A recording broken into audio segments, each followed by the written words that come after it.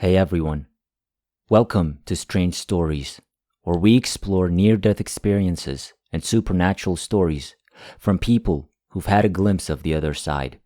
If you enjoy our content, please consider liking the video and subscribing to our channel. Without further ado, let's get to the story of the day. My journey began 3 weeks prior to my heart attack. First, I had a sick feeling while teaching school. The semester would be over in 3 weeks.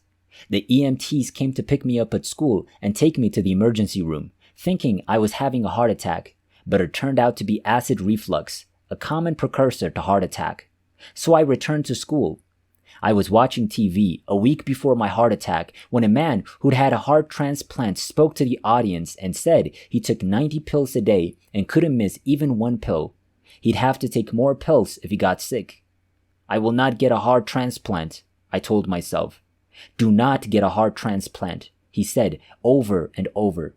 Finally, even though no one was in the room, I declare no heart transplant. A week later, I was back in the emergency room. I felt like I'd been struck by lightning, falling fast and quietly. I didn't have time to think or react. I even jumped into the tub of hot water, believing I'd strained a muscle. I was in excruciating pain and terrified. You need to go to the emergency room right now, a voice said. It was the same voice I heard 20 years before when I was in a terrible car accident, and I remembered not listening to it. So I responded immediately. I dashed down the stairs and told my husband to take me to the hospital. He'd called my doctor, who told him the same thing.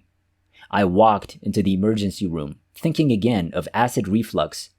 But when I saw the receptionist's expression, I knew something was very wrong. They got me in the room and gave me a liquid that had helped me stop the acid reflux pain 3 weeks before. But this time, it came straight up and out of my mouth and hit the opposite wall.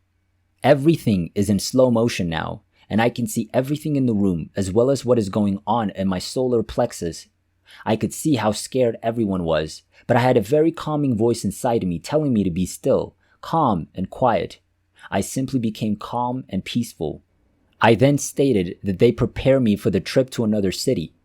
When I heard the EMT say, "She's not going to make it," I wanted to tell him, "You shouldn't say things like that around people like me. They might believe it." I now realize he didn't say anything aloud. He simply thought those words to himself. I could hear his inner thoughts. While being transported to the other hospital, I had another out-of-body experience and left the ambulance and followed until I realized I was both inside and outside of it. That's when I was lifted up and into a room with 12 robed beings of light. The room was transparent and I could see all of the planets in the universe. I didn't stop at the light. Instead, I went straight up and took a seat. We communicated through images and feelings rather than words. I understood everything they were saying, but I was also enthralled by what I was witnessing. I was taught various levels of science, and it felt like I was in a big school of truth, knowledge, and love, but it was all mixed up. I was, however, acutely aware that I was sitting in a chair. I couldn't see the chair. I could feel my hands, feet, and chair, but couldn't see them because I couldn't see anything. But I could see them through the eyes of my soul. Everything the Council of 12 told me was visible to me. I needed to go review my life. I didn't like the idea at all, but I knew it had to be done. I went to another place in my mind, one I'd been to before, but this time I went with a light that spoke for itself. I felt a love I'd never felt before on Earth. I sat in what looked like a director's chair. I was told to look out into the universe and watch. And then I noticed the dot coming faster toward me, speeding down fast, and it was my life from the moment I was conceived to the present. I had 3 other near-death experiences, which I mostly learned from my mother. My mother had her 7th miscarriage when I was born in 1951. I weighed 1 pound and 7 ounces. I had drowned twice and remembered both incidents as I reflected on my life. However, the review connected the dots of knowledge behind the scene and why everything had to happen. I did not go over everything, but only certain aspects of my life. such as when I was in 5th grade and how mean I was to a girl and how I followed a group of other girls to hurt a specific girl's feelings. When I thought back on that event, I felt her pain, knowing that God felt it as well, and I knew I had a chance to make a better choice. But I chose the group of girls over my soul. That was very enlightening for me. I saw how I had harmed myself by making poor decisions that I had not realized were choices at the time. That was a big message for me. Everyone has options and choices, but which one will serve your highest good, and doing so turns out to serve the highest good of all souls. This was an opportunity to see God from a completely different angle. And that is what it's all about.